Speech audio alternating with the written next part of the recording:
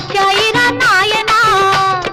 శ్రీరామచంద్ర నారాయణ ఎన్ని కష్టాలు వచ్చాయిరా నాయన. అయ్యో శ్రీరామచంద్ర నారాయణ ఎన్ని కష్టాలు వచ్చాయిరా నాయనా.